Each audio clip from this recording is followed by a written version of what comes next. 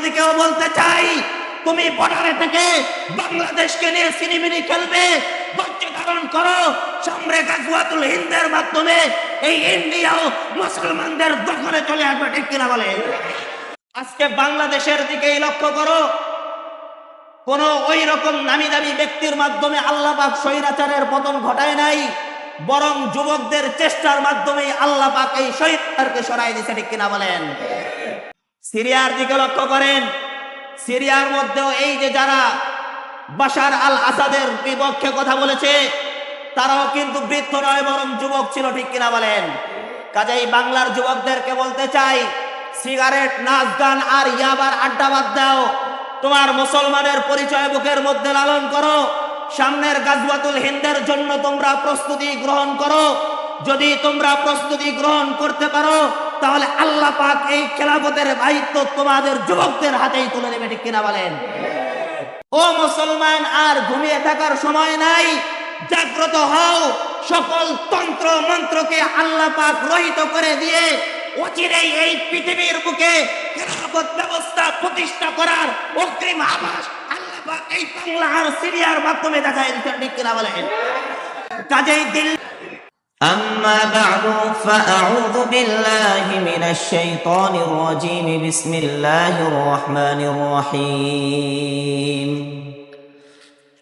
سبحان الذي أسرى بعبده ليلا من المسجد الحرام إلى المسجد الأقصى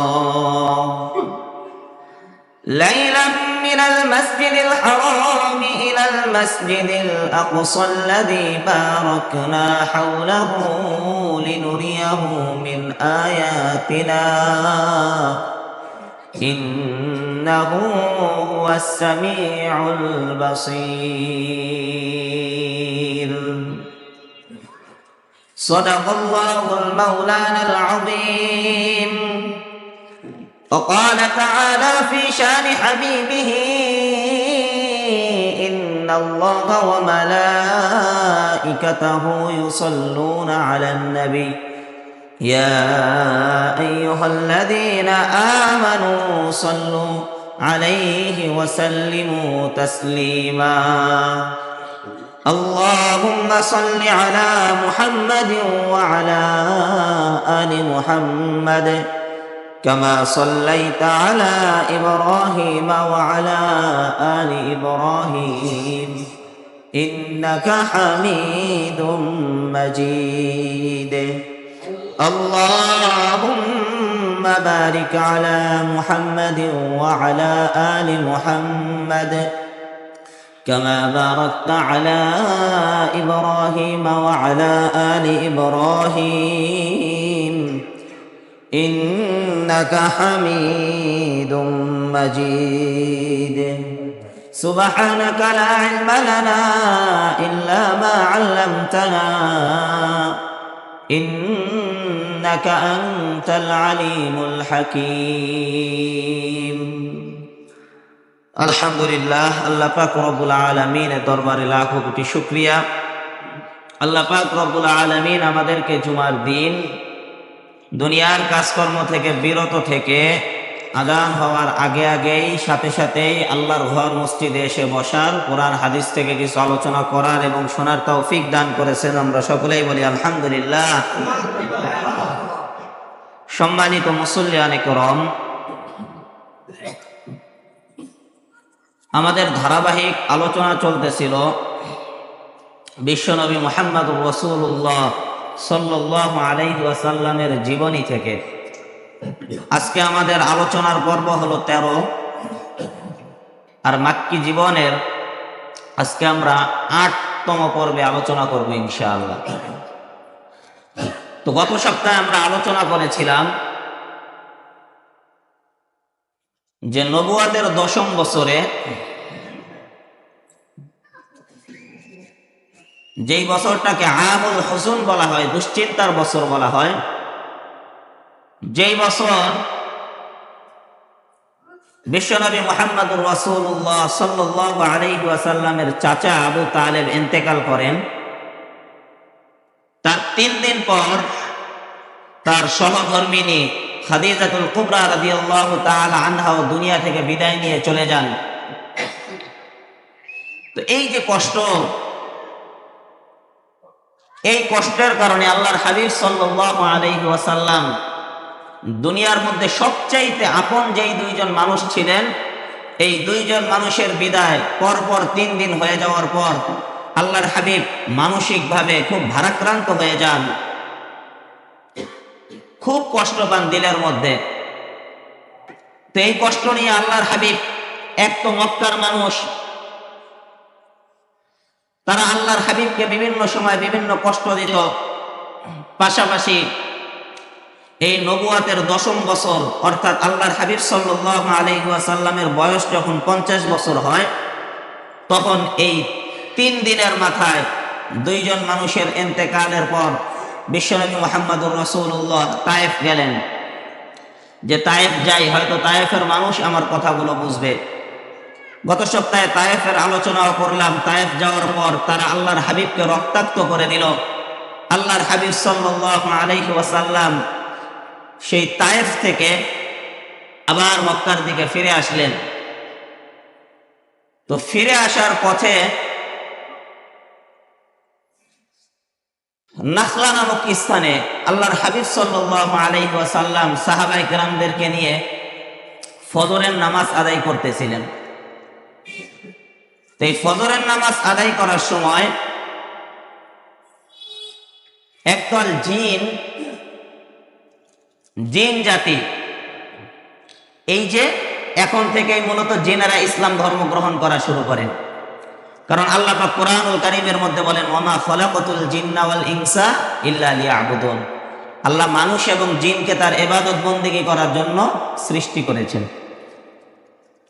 তো আল্লাহর হাবিব যখন নাখলা নামক স্থানে আসলেন, তখন এই জিনদের একটি দল তারা সেখানে উপস্থিত হলো। তাদের দলে কতজন ছিল? মুফাসসিরিনে কেরাম বলেন 7 জন ছিল, কেউ বলে 6 জন ছিল। এই আলোচনা আল্লাহ পাক 30 নম্বর আয়াতের মধ্যে তুলে ধরেছেন। তো কিছুদিন যাওয়ার পর যখন আল্লাহর হাবিবের নবুয়াতের বিষয়টা প্রকাশিত হলো, তখন তারা আর আসমানে যেতে পারে না, কোনো সংবাদও শুনতে পারে না। কারণ গেলেই আল্লাহ পাক এই যে বিদ্যুৎ চমকায়, দেখেন এই বিদ্যুৎ চমকানোর মাধ্যমে ওই ফেরেশতারা তাদের দিকে আগুন নিক্ষেপ করে, এই শয়তানের দিকে, জিনের দিকে, যার কারণে তারা আর এই সংবাদ শুনতে পায় না। না পাওয়ার কারণে তারা গণকদের কাছেও সংবাদ পৌঁছাইতে পারে না। তখন জিনেরা পরামর্শ করলো, আরে কি হইল এরকম দুনিয়ার মধ্যে যে আমরা এখন আর আসমানের কাছে যাইতে পারি না। তখন তারা এই জিনিসটাকে খুঁটে বের করার জন্য, যে আমরা তো শুনেছিলাম ঈসা আলাইহিস সালামের জামানায়, মুসা আলাইহিস সালামের সময়ে যে শেষ নবী মুহাম্মদুর রাসূলুল্লাহ দুনিয়ার মধ্যে আগমন ঘটবে, হয়তোবা তার আগমন ঘটে গেছে। তো কে এই শেষ নবী, এই জিনিসটা তালাশ করার জন্য জিন জাতি ছোট ছোট দলে বিভক্ত হয়ে পুরা দুনিয়ার মধ্যে সেই নবীকে, তাকে তারা খুঁজতেছিল। তো ওই যে 7 জনের দল, তারা যখন ওই নাখলা নামক স্থানে পৌঁছাইল, তারা যখন এই আল্লাহর কোরআন শুনতে পাইল, শোনার পর তারা বোঝার আর বাকি রইল না যে আমরা যে বিশ্ব নবীর তালাশের মধ্যে ছিলাম, যার আগমনের কারণে আমরা আসমানের সংবাদ শুনতে পাই না, ইনিই হলেন শেষ নবী। আমরা তো তার অপেক্ষায় ছিলাম। সুতরাং আমরা ইসলাম ধর্ম গ্রহণ করে আমাদের স্বজাতির কাছে আমরা এই ইসলামের দাওয়াত নিয়ে পৌঁছায় গেলাম। সুবহানাল্লাহ। এই বিস্তারিত ঘটনা সূরাতুল আহকাফের ভিতরে তাদের কথোপকথনগুলো আল্লাহ পাক তুলে ধরেছেন। আজকের আলোচনার বিষয় ওইটা না, এই কারণে দীর্ঘায়িত করলাম না।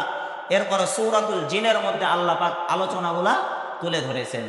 মুহতারাম হাজিরিন, তো আল্লাহর হাবিব সাল্লাল্লাহু আলাইহি ওয়াসাল্লামের এই যে জিনের ঘটনা, জিনরা ইসলাম ধর্ম গ্রহণ করার পর তাফসীরের কিতাবের মধ্যে লেখা হয়, এরপরে রাসূলের জীবদ্দশায় আর 6 থেকে 7 বার জিনেরা এইরকম দলবদ্ধভাবে রাসূলের কাছে আসে। আসার পর তারা এই রকম ইসলাম নবীর কাছে শিখে, দাওয়াত শিখে। এরপরে জিনদের মাঝে এই রকম তারা দাওয়াতের কাজ ব্যাপকভাবে তারা পালন করে এবং দাওয়াতের কার্যক্রম তারা জিনদের মধ্যে চালিয়ে যায়। সুবহানাল্লাহ। তো এই তখন থেকেই মূলত জিনরা ইসলাম ধর্ম গ্রহণ করা শুরু করে। তো আল্লাহর হাবিব সাল্লাল্লাহু আলাইহি ওয়াসাল্লাম ফিরে আসলেন। ফিরে আসার পর আল্লাহর হাবিব সাল্লাল্লাহু আলাইহি ওয়াসাল্লামকে সান্ত্বনা দেওয়ার জন্য আল্লাহ পাক রব্বুল আলামিন তাকে মেরাজের মতো মহা পুরস্কার দান করেন। সুবহানাল্লাহ। মেরাজ কি জিনিস? কেন মেরাজ নবীকে দান করা হয়? এর এক নম্বর কারণ হলো এই 40 বছর থেকে 50 বছর পর্যন্ত নবীদের 10 বছর মক্কার কাফেররা মুশরিকরা এমন কোনো কষ্ট নাই যেটা আল্লাহর হাবিবকে দেন নাই। এক তো এই কষ্ট, 2 নাম্বার মানুষ ইসলাম ধর্ম গ্রহণ করতেছে না, 3 নাম্বার এই বছরই তার দুনিয়ার মধ্যে সবচাইতে 2 জন কাছের মানুষ খাদিজাতুল কুবরা এবং চাচা আবু তালেবের ইন্তেকাল হয়ে গেল।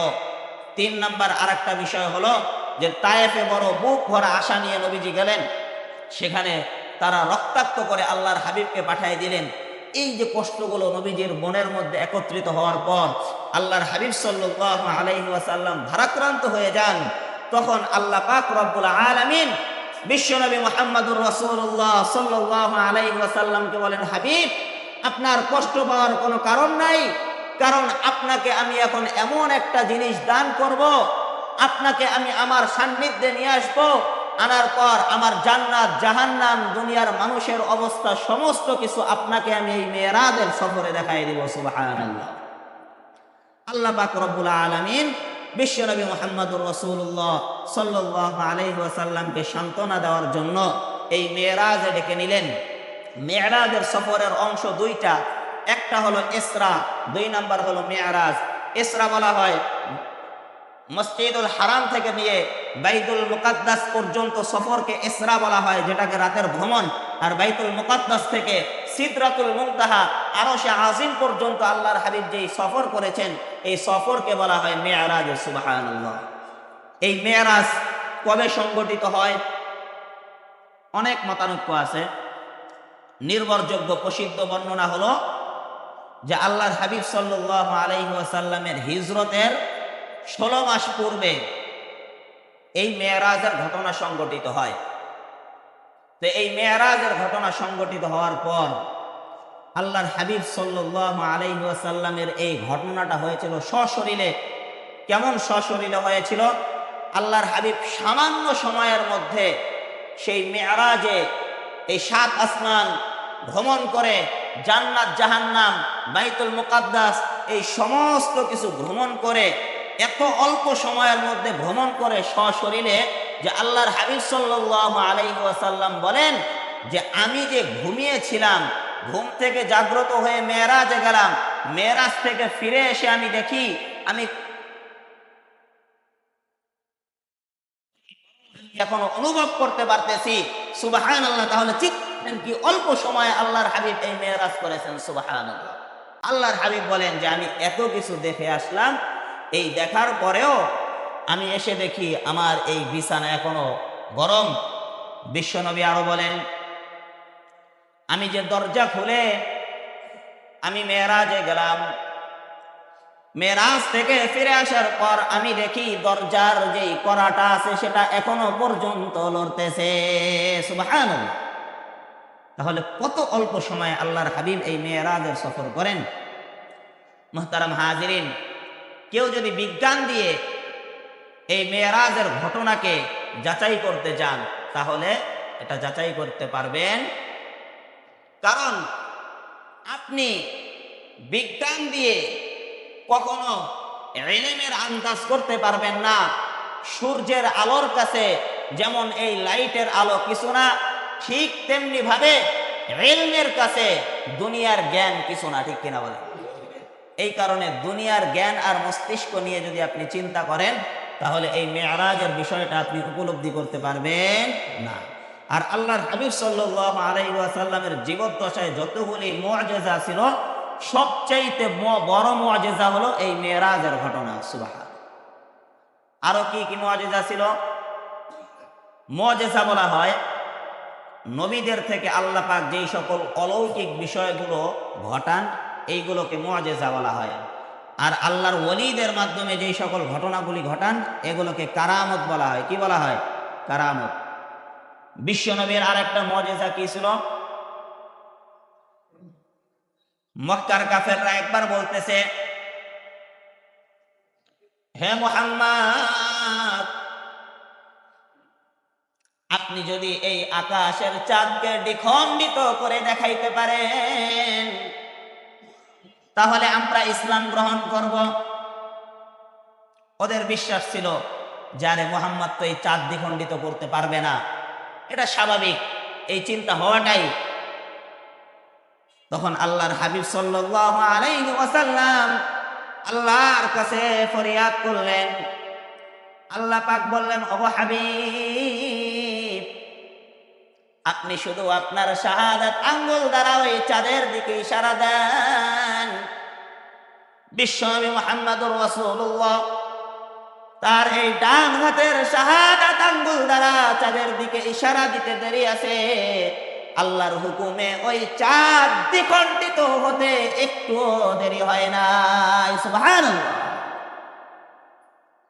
এই ঘটনা দেখার পরেও মক্কার কাফেররা বলে, আরে মুহাম্মদ তো এটা জাদুর মাধ্যমে দেখাইছে, নাউজুবিল্লাহ বলে। এরপরেও তারা ইসলাম ধর্ম গ্রহণ করে।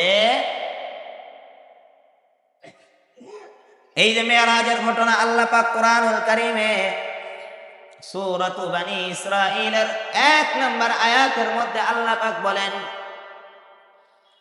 সুবহানাল্লাযী আসরা বিআবদিহি লাইলাম মিনাল মাসজিদিল হারামি ইলাল মাসজিদিল আকসা। সুবহানাল্লাযী আসরা বিআবদিহি লাইলাম মিনাল مسجد الحرام إلى المسجد الأقصى الذي باركنا حوله لنريه من آياتنا إنه هو السميع البصير। আল্লাহ পাক রব্বুল আলামিন কোরআনুল কারীমের মধ্যে বলেন, পবিত্র ওই সত্তা আল্লাযী আসরা বিআবদিহি, যিনি তার বান্দাকে রাতের কিছু অংশে মিনাল মসজিদিল হারামি ইলাল মসজিদিল আকসা, মসজিদুল হারাম থেকে মসজিদুল আকসা পর্যন্ত যিনি ভ্রমণ করিয়েছেন, আল্লাযী বারাকনা হাওলাহু লিনুরিয়াহু মিন আয়াতিনা।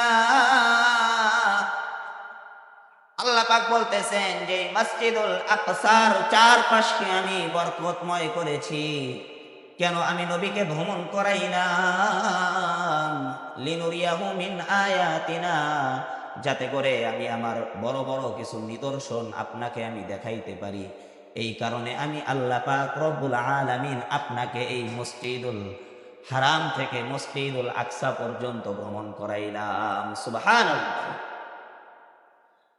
ও মুসলমান, এই যে মসজিদুল আকসা, এটা ছিল মুসলমানদের প্রথম কিবলা। এই মসজিদুল আকসা পর্যন্ত কেন ভ্রমণ করাইলেন? আগে মুসলমানদের প্রথম কিবলা ছিল মসজিদুল আকসা। যেই মসজিদুল আকসা এখন ইসরায়েলরা তারা দখল করে রেখেছে, ঠিক কিনা বলেন? ও মুসলমান, চিন্তার কারণ নাই। এই যে 2024 সাল কেমন যেন স্বৈরাচার পতনের সাল, ঠিক কিনা বলেন? এই যে অগস্টে আল্লাহ পাক রব্বুল আলামিন বাংলার স্বৈরাচারকে বিদায় করাইছেন। এই যে এই মাসে সিরিয়ার স্বৈরাচার বাশার আল আসাদকেও আল্লাহ পাক রব্বুল আলামিন তার 57 বছরের স্বৈরাচার শাসনকে পতন ঘটিয়েছেন, ঠিক কিনা বলেন? ও মুসলমান, এই বিজয়ের মাধ্যমে আল্লাহ পাক এটাই শিক্ষা দিচ্ছেন যে দুনিয়ার সমস্ত স্বৈরাচারকে আল্লাহ পাক এমনি ভাবেই পতন ঘটাইবেন। ও মুসলমান, আর ঘুমিয়ে থাকার সময় নাই, জাগ্রত হও। সকল তন্ত্র মন্ত্রকে আল্লাহ পাক রহিত করে দিয়ে অচিরেই এই পৃথিবীর বুকে খেলাফত ব্যবস্থা প্রতিষ্ঠা করার অগ্রিম আভাস আল্লাহ পাক এই বাংলা আর সিরিয়ার মাধ্যমে দেখাই দিচ্ছেন, ঠিক কিনা বলেন? কাজেই দিল্লির মোদিকেও বলতে চাই, তুমি বর্ডারে থেকে বাংলাদেশকে নিয়ে সিনেমিনি খেলবে, ধৈর্য ধারণ করো। সামনে গাজওয়াতুল হিন্দের মাধ্যমে এই ইন্ডিয়াও মুসলমানদের দখলে চলে আসবে, ঠিক কিনা বলে? কাজেই হতাশ হওয়ার কোনো কারণ নাই।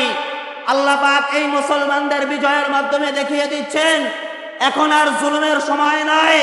যখন কুফরি শক্তি সমস্ত কিছুকে আল্লাহ পাক রব্বুল আলামিন ইসলামী খিলাফত ব্যবস্থার মাধ্যমে এই পৃথিবীর বুকে সকল স্বৈরাচার শাসনদেরকে পতন ঘটাবেন, ঠিক কিনা বলেন? কাজেই আপনাকে আমাকে প্রস্তুতি গ্রহণ করতে হবে। গ্রহণ করবেন তো ইনশাআল্লাহ? আল্লাহ পাক তৌফিক দান করুক, সবাই বলেন আমিন। ইনশাআল্লাহ আমাদের এই সিরিয়া, যেটাকে শাম বলা হয়, এই শামের মধ্যে এই যে স্বৈরাচার পতন হওয়ার মানে হলো আবার এই অঞ্চলগুলোর মধ্যে খেলাফত ব্যবস্থা প্রতিষ্ঠা হবে, ঠিক কিনা বলেন? ইনশাআল্লাহ এই বাংলার জমিনেও একদিন কালিমার পতাকা উড়বে, ঠিক কিনা বলেন? সেই ইসলামী খেলাফত ব্যবস্থা আমরা এই খোদার জমিনে প্রতিষ্ঠা করব ইনশাআল্লাহ। তাই যুবকদেরকে বলবো, যুবক মুসলমানদের ইতিহাসের দিকে লক্ষ্য করো। মুসলমানদের ইতিহাসের দিকে লক্ষ্য করো। 17 বছর বয়স, 20 বছর বয়সে যুবকদের যে আজকে বাংলাদেশের দিকেই লক্ষ্য করো। কোন ওই রকম নামি দামি ব্যক্তির মাধ্যমে আল্লাহ পাক স্বৈরাচারের পতন ঘটায় নাই, বরং যুবকদের চেষ্টার মাধ্যমে আল্লাহ পাক এই স্বৈরাচারকে সরাই দিয়েছে, ঠিক কিনা বলেন? সিরিয়ার দিকে লক্ষ্য করেন। সিরিয়ার মধ্যেও এই যে যারা বাশার আল আসাদের বিপক্ষে কথা বলেছে, তারাও কিন্তু বৃদ্ধ নয়, বরং যুবক ছিল, ঠিক কিনা বলেন? কাজেই বাংলার যুবকদেরকে বলতে চাই, সিগারেট, নাচ গান আর ইয়াবার আড্ডা বাদ দাও। তোমার মুসলমানের পরিচয় বুকের মধ্যে লালন করো। সামনের গাজওয়াতুল হিন্দের জন্য তোমরা প্রস্তুতি গ্রহণ করো। যদি তোমরা প্রস্তুতি গ্রহণ করতে পারো, তাহলে আল্লাহ পাক এই খেলাফতের দায়িত্ব তোমাদের যুবকদের হাতেই তুলে দেবে, ঠিক কিনা বলেন? কাজেই যুবক, এখন আর ঘুমিয়ে থাকার সময় নয়, এখন আর ঘুমিয়ে থাকার সময় নয়। আল্লাহ পাক আমাদেরকে দেখিয়ে দিয়েছেন, যদি হকপন্থীরা হাতে হাত রেখে নিজেদের জীবনকে বাজি রেখে বাতিলের মোকাবেলা করে, তাহলে 16 বছর 57 বছরের স্বৈরাচারকেও আল্লাহ পাক কয়েকদিনের মাথায় পৃথিবী থেকে বিতাড়িত করতে পারে, ঠিক কিনা বলেন? কাজেই আল্লাহ পাক এই বিষয়গুলোকে উপলব্ধি করে আমাদের এই যুবকদেরকে ইসলামের মুজাহিদ হওয়ার তৌফিক দান করুক, সবাই বলেন আমিন।